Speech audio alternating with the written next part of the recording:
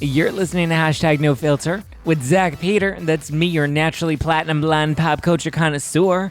I'm the reality TV junkie, self-improvement addict, and host with only the hottest tea spilled fresh weekly.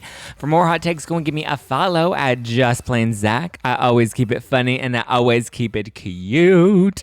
And if you're like me and you want to stay up to date with the latest reality tea, give us a follow at No Filter with Zack on the Instagram, or you can always join our private Facebook group with the link in the description below. I'm excited because last week we had Cherie on the show from Bling Empire, which has become one of my latest obsessions.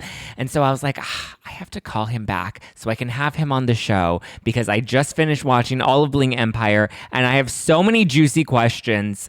You may know him as a recording artist or maybe a celebrity hairstylist.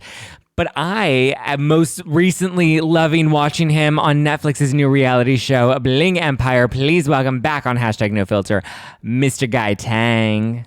Hello, how are you? I'm good. How are you? I'm super excited to be back on. Thank you for having me. And so, how are you? You're loving Bling Empire? I'm loving Bling Empire, and I have so many questions for you, Guy. Oh, I'm excited to hear them. I think first up, I need you to explain to me what a penis pump actually does. Because you found one in Anna's shower, and I don't know what it actually, like, does it enhance sexual performance, or does it make it bigger?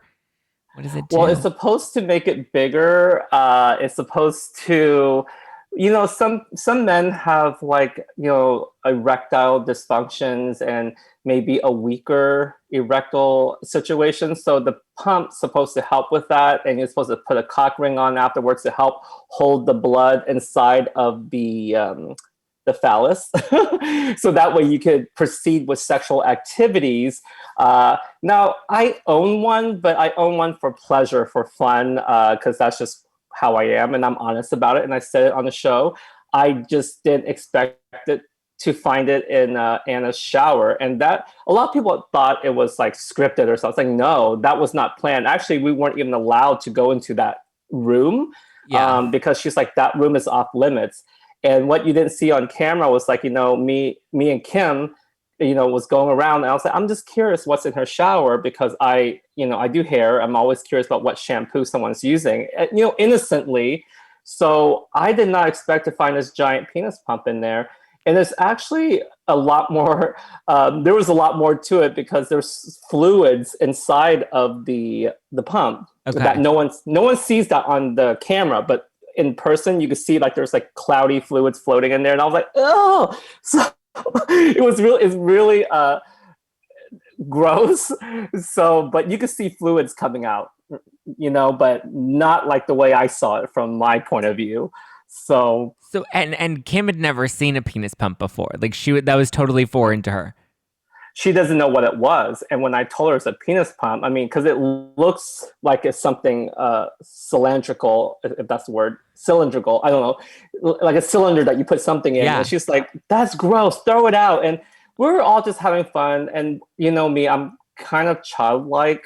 Yeah. I'm a kid. So, and, going into the show, I knew we're having fun. We're letting go. We're let go of our inhibitions. Don't worry, And I didn't think it was going to be that big of a deal, but she was really upset.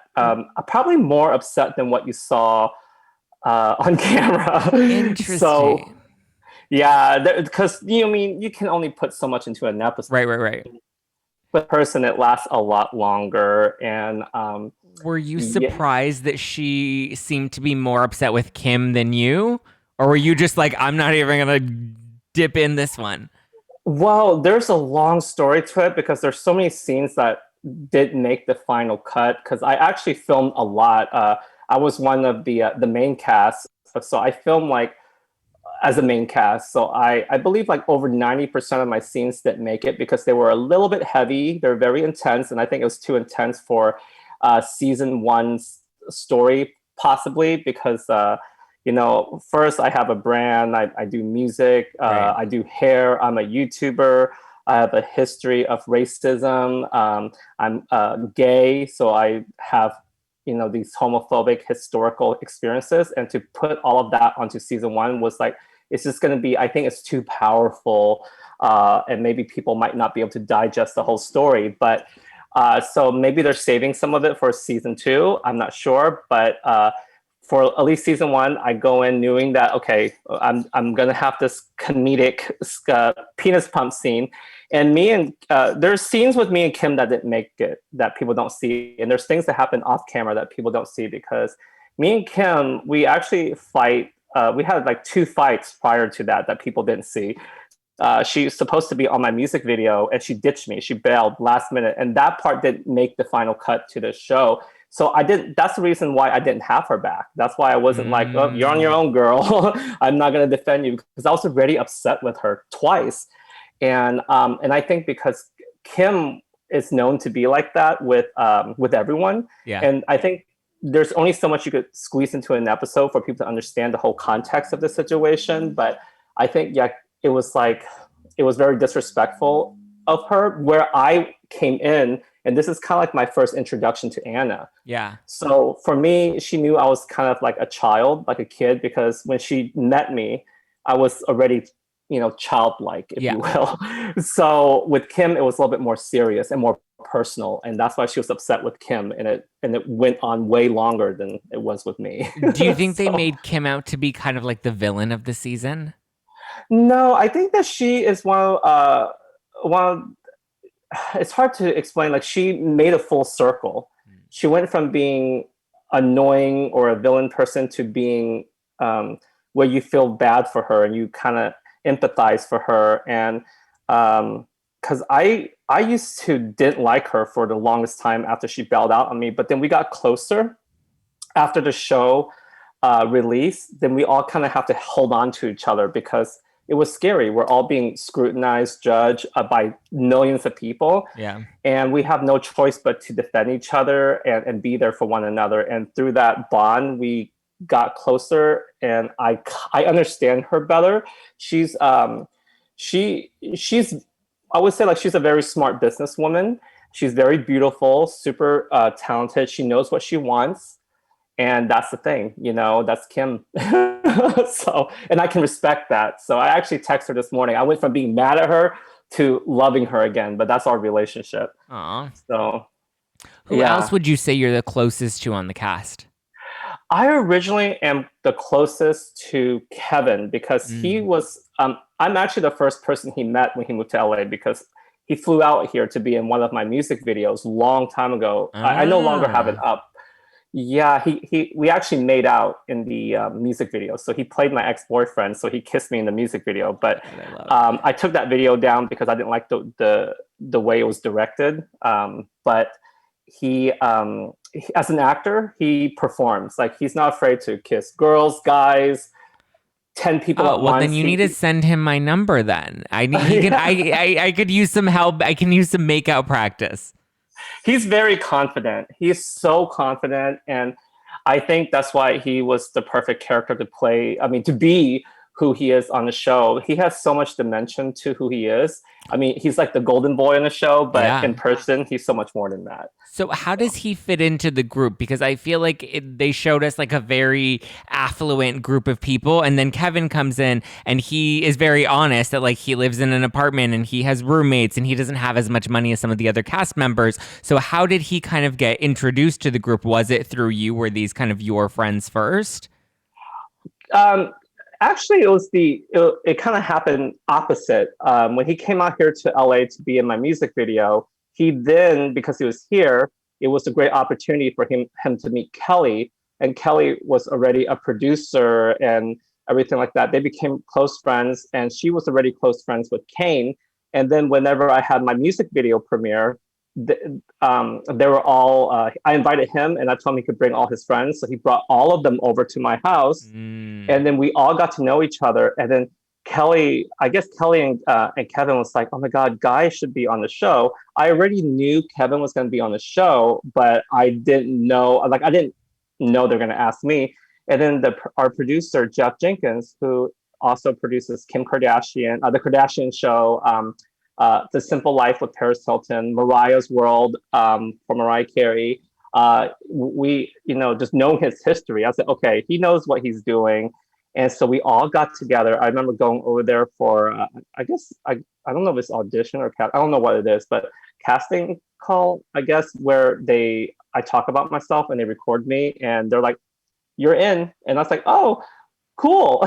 So, but my story was so similar to Kevin because we grew up in a predominantly white state with, very similar. He's adopted. I'm not.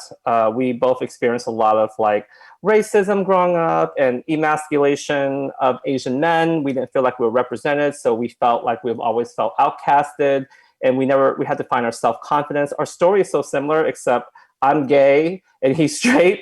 So that's how we attracted each other. But I think that our friendship, that's where it started from, and we work with a lot of the same photographers because I used to do modeling like 10 years ago. So how do you feel like now that the show's out, there's the reception to it? Do you feel like Asian culture has been represented accurately? Are there elements of your culture that you wish were displayed more on the show?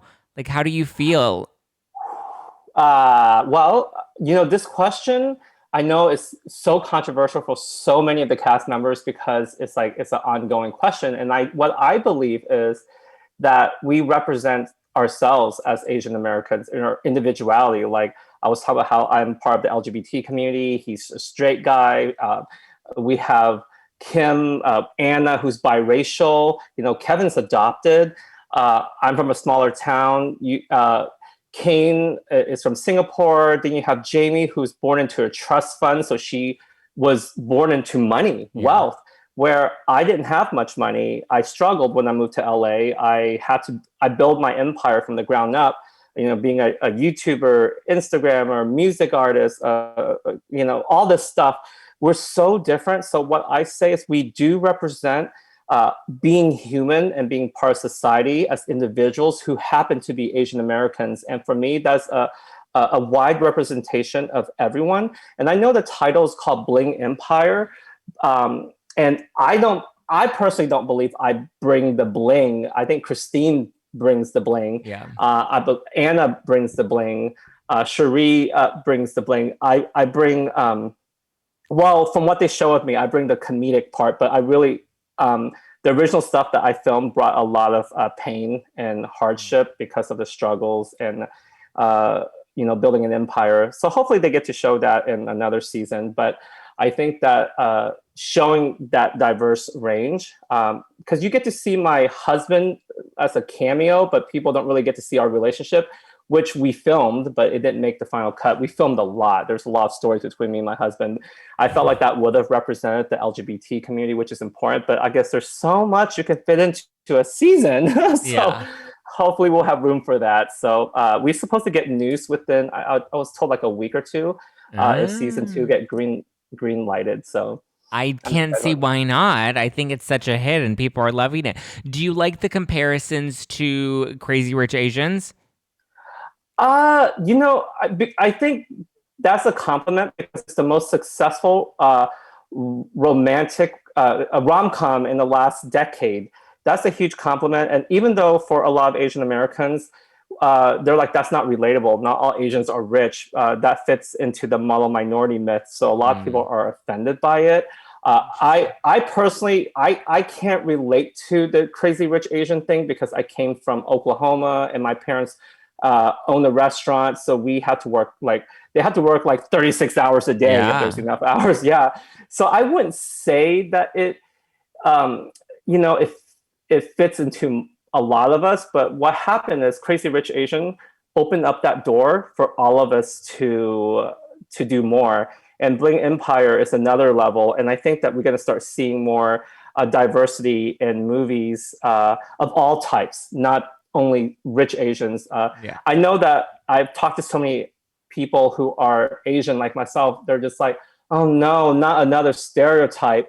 And even though it's a complimenting stereotype versus, some of the other degrading stereotypes that exist, it's still sometimes you feel pressure to live up to the stereotype. You feel pressure to live up to that status. Yeah. And not only that, but then you get treated differently because of the stereotype. Because media is a representation of who we are, Right. and people treat you differently. When they think you're rich, they treat you differently. And then you start to realize, oh, okay, so now you expect me to do this because you think I'm rich. So Right. I think that's the struggle that a lot of people face. So not all good stereotypes is a good thing. Right. So, was there any hesitancy with joining the show? Like, what was kind of the pitch that they gave to you? Did you know it was going to be Bling Empire? No, I think when we first started, it was something of like a crazy rich Asian type of theme. And it was more of like an all Asian American cast type of concept. And it was the scary thing was like a lot of my friends was like, oh, they might edit you a certain way, they might intercut things, make you look crazy, and it's scary because you put everything out there, Right. and like I had so many people got mad at me because of the penis pump because they were Team Anna, Yeah. and so people were like, I'm unfollowing you, and then I lost like all these followers like over the week. And people left me like mean comments in my DM. And Ah. yeah, but then I think the first 2 weeks were the hardest to get through, even though I was in a smaller scene. So I could imagine some of my castmates that are, like Christine, who was kind of villainized in a way, but she's such a sweetheart. Like I know Christine personally, and all she does is give. She constantly give, and she does things where she customizes it to fit each person. Like she gets my name, embroidered or on custom things to make it personalized. So, Are you Team Christine or Team Anna? well, I'm closer to Christine. But I also don't want to choose because of my biasm. I will have to say, like, they're both powerful women and they both stand in their own lane and they're completely different. They're so different. But I'm personally closer to Christine. Yeah. I adored Christine. Watching her, the glam, the outfits, like I don't think I could even pick a side whether I would pick like Team Anna or Team Christine. I love their dynamic together because it's fun to watch. Christine's hair, like she has different wigs, different outfits. Yeah. She brings the bling. I think if anything, like the show would have not been Bling Empire without Christine. Yes. Yeah, she is like the queen, and I have so much love for her.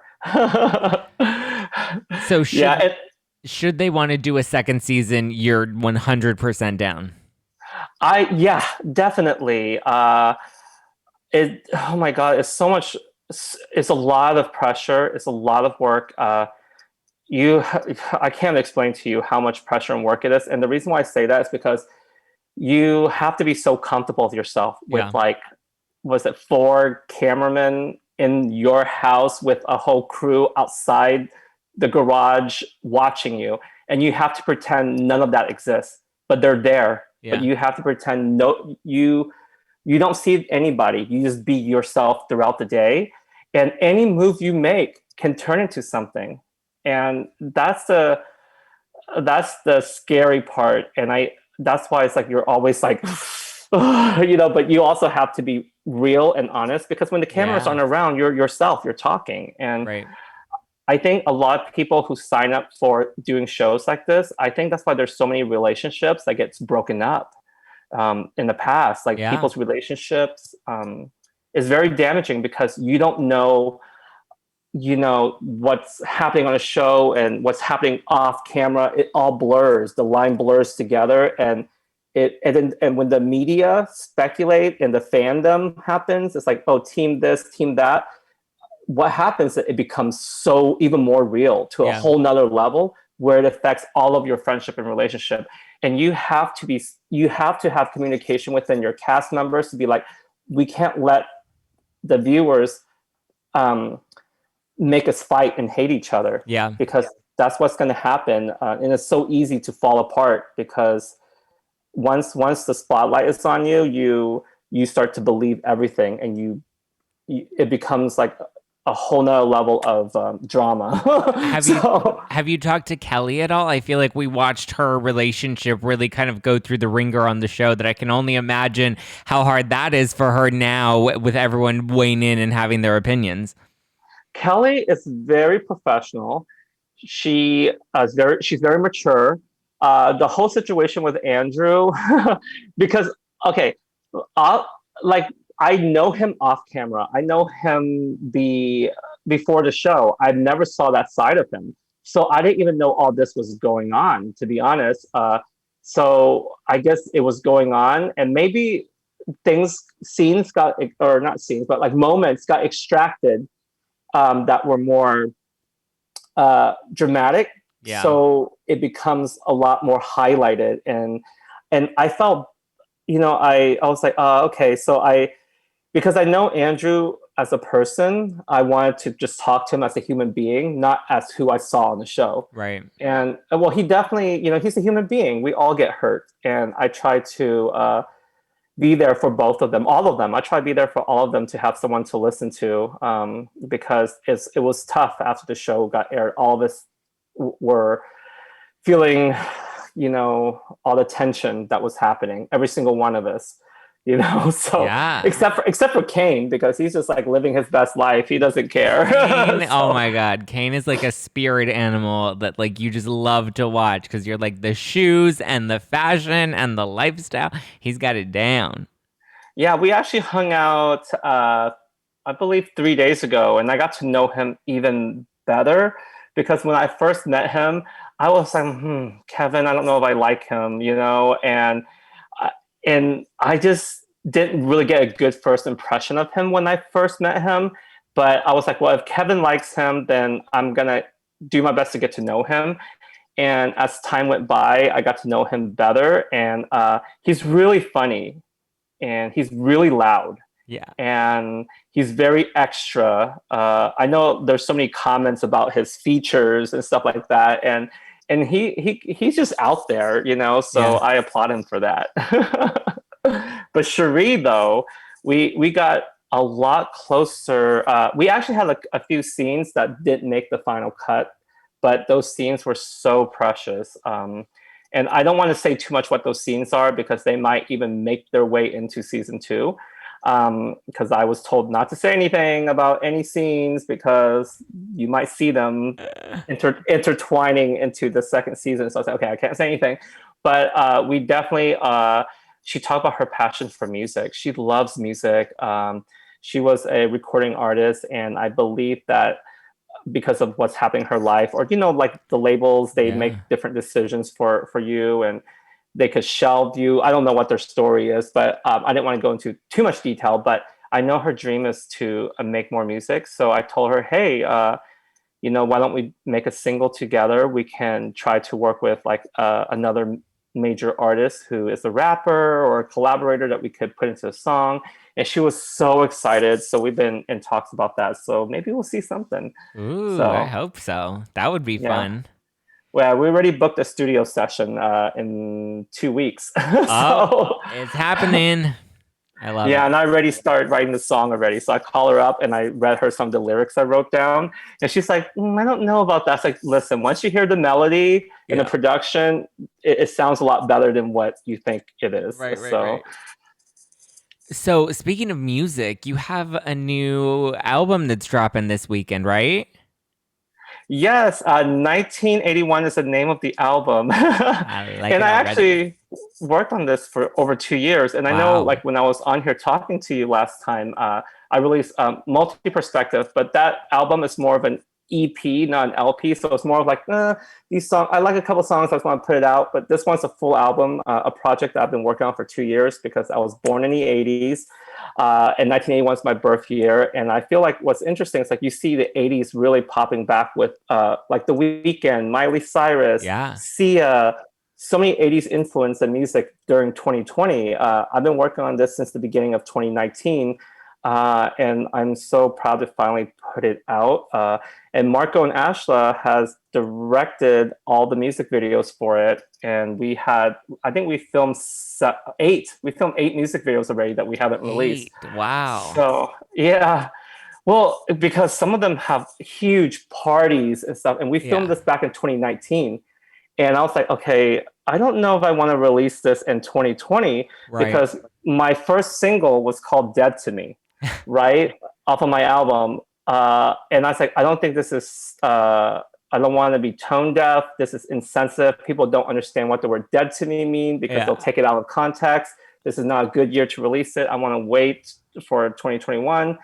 And because this dead to me doesn't contextually it's more of a was it metaphorical, like you're speaking of like I'm over you, Right. like you're dead to me, not literal, Right. like I want you dead. So it's like, okay, well, I want to hold this song back. So that song's going to end up being my second single. My first single is going to be Eye of the Storm, and I'm excited about that. And I actually worked with a singer named Cheryl Kay in it, and she's actually the singer of Crazy Rich Asians movie. She's Ah. in the soundtrack. You hear her with Aquafina from the opening and the Yeah. ending songs. So yeah, so Cheryl Kay is the singer of Crazy Rich Asians, and she'll be on my album for a song called Ready to Love. So I'm excited about that.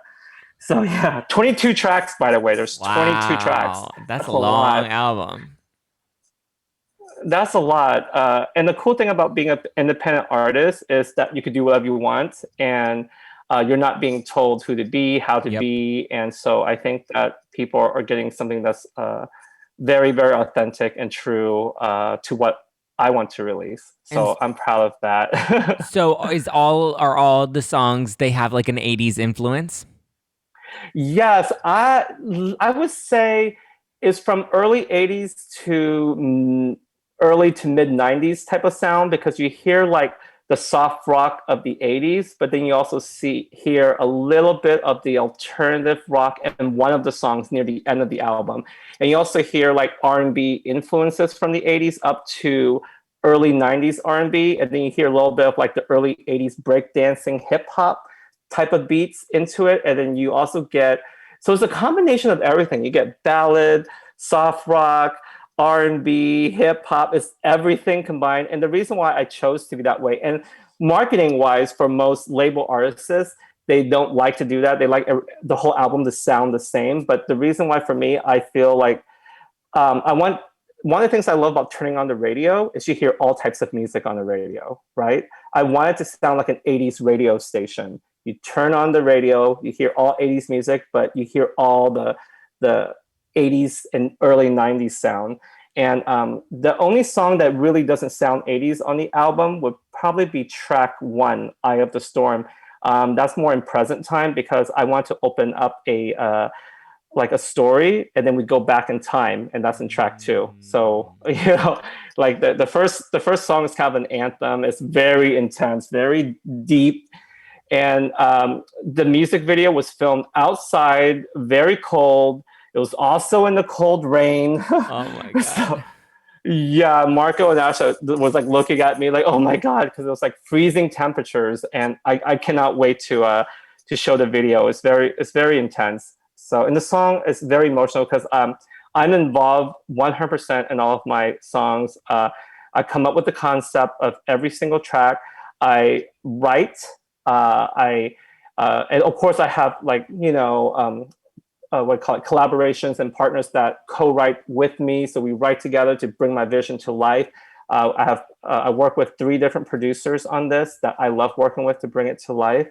And I think the world's ready to go back in time after a very Yes. crappy year. I know. So, I know. yeah, how was your 2020? 20 long. Too long. Good. I mean, if anything, 2020 really helped me be more resilient, helped me come up with new, innovative ways to keep the show going. Obviously, I'm not in studio, so we're doing everything with like ring lights and via Zoom. And so, it was a challenging year, but I think a lot of us are, hopefully coming into 2021 with a different mindset, hopefully a little more compassionate for everyone around us. Do you think you're going to go back in the studio anytime soon? I Or sure hope so. I yeah, want to. I think that will, I think soon, right? Because a lot of the cases has gone down, Yeah.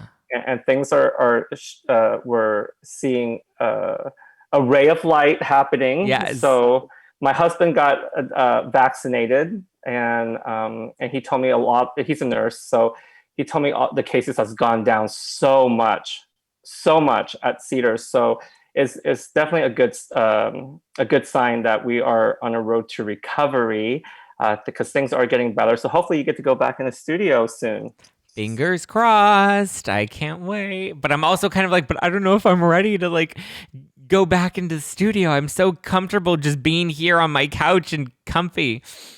Do you find yourself being not the word lazier, but I've read some articles where like pilots to like that are flying right now, they're not landing where they should be or landing in time because like I also oh my god I don't want to be on that plane, but Right. like people their mind aren't functioning as Yeah. normal because of I don't know what it is. It's like the lag. Um, Yeah, I definitely feel it. And focusing sometimes or just like getting through the day, or getting what I need to get done. I'm a little slower at knocking things off the to-do list. do you think it's because you're at home and too comfortable? Do you think that could be the Probably, case? I think it's both. I think it's a combination of like being too comfortable and being like, oh, I can just do it later. I don't have to sit in traffic commuting anywhere, so I have that extra time to just be home and I can do it later. And then later becomes, oh, I'll just do it tomorrow. And then tomorrow becomes, oh, I'll just do it next week. Except you can't miss a hair appointment, You right? can't miss That a you hair can't. appointment. No, No, because you know what happens when it grows out an extra centimeter. You're gonna have some trouble with banding issues and breakage. I know. Yeah, that's been a struggle. I think the hardest thing. I think that one of the questions that came up with me and Jeff Jenkins, our producer for Bling Empire, is like, okay, well, how are we going to film season 2 during this? It's like, are we going to be wearing masks? Um, are we going to get tested? I mean, how are we going to pretend this didn't exist, or where do we pick up, like how, Yeah. and how do you throw parties anymore, how do you Yeah. create events, like all the sensation that you saw in season 1. But the interesting thing is we actually have so many scenes and parties and events in season 1 that didn't even show up. So I think that you may see them resurface for season 2, because it's kind of like, because that's the only way you get to really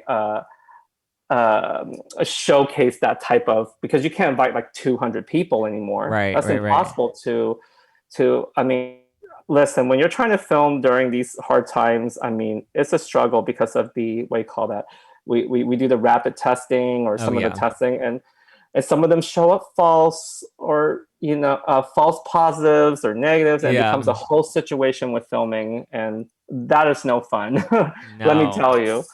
So but definitely, yeah, I think that the thing that we could look forward to is within the next week or two, it's definitely news on whether we're going Yes. to get season 2, so we cross our I think finger. it's gonna happen. Yeah, I think so too, because everything has been pointed, like everything has been pointing towards yes. Yes. So, Yes. and then maybe you'll see me and Cherie make a song or something I on would that. love that. Cherie needs to get back out there. I'm ready for some music by Cherie. Our genres are a little bit different. She likes a lot of K-pop Hmm. music, which I like too. But I like a lot like R&B type of Yeah. feel, and soft rock. So we have different genres and favorites. So it'll be interesting to see us come together to see what we come up with. So I'm super excited about that. And I got a new puppy. That's a Pomeranian, Aw. which I'm excited about. One of the things that made me kind of sad was my Pekingese that passed away on Christmas Eve. Aw. She was on the show a lot, and that whole scene got cut out. But I was like, but like I said, we never know. It might make it into the next season. So fingers crossed. I'm rooting for season 2, and I can't wait to see all this hidden footage that we're not gonna be able to see just yet. I know. I think that once people see more, they would understand so many things. Like, who did the penis pump belong to? And, yeah. Do we know who it belonged to? Well, you know what? We didn't know who it belonged to for the longest time because no one wanted to confess. But I was told a couple days ago who it belonged to, but I can't say. Is it I'm not someone on say. The cast? I don't know. I was told I wasn't allowed to say anything, but I found out, and I was like, oh, it was interesting because you never know. We might find out in season 2 who it belongs to. Now we need to know. We're gonna make it a trend on Twitter now. It's probably the most memorable, dramatic scene. Right. I'll call it infamous. It's the most infamous scene because it's famous for all the wrong reasons. I know, but it was so good. Remind everybody when the album drops and when we can look forward to a music video. Yes. February 26th is when the album officially come out, 1981, on all digital platform. And then you can pre-order on iTunes and Amazon now. And I'm excited for it. And the music video should drop Sunday, which is the 28th. So that is going to be super, super exciting. I can't believe that's already this weekend. Where did February go? I know. I feel like this year is going to go by pretty quick, too. So I know. 2022. I know. But yes. Thank you so much for having me on again. Thank you so much, Guy. I can't wait to listen to the new music. I've been in a very 80s mood lately, too, that I think I'm going to really like this new album. What is your Instagram where people can go and follow you and give you nice things in your DMs? No more mean messages. Yes, Guy_Tang on Instagram, and you just search Guy Tang on all platforms, including Facebook, TikTok, Clubhouse, or whatever. Oh, yeah. I don't know. I'm everywhere. So I love it. So I'm excited. Well, thank you so much, Guy. I appreciate it. Have a wonderful week. I'm wishing you nothing but success with the new album. And if anybody has not finished Bling Empire on Netflix, you're going to want to go watch it right now and get ready. And we're going to manifest that season 2 right now. Oh, you'll find out when you follow me on Instagram, because we'll probably all. Oh, I'm sure you'll pop bottles when it happens. Yes. All right. Thanks, Guy. Thank you so much. Bye-bye. Bye. Thank you guys for listening to #NoFilter with Zack Peter. That's me. You can give me a follow at JustPlainZack. Don't forget to follow Guy at Guy_Tang. And be sure to get his new album out this weekend, this Friday. Get ready. I can't wait. I'm feeling very 80s vibes, and I cannot wait to listen to all of it. Okay, bye.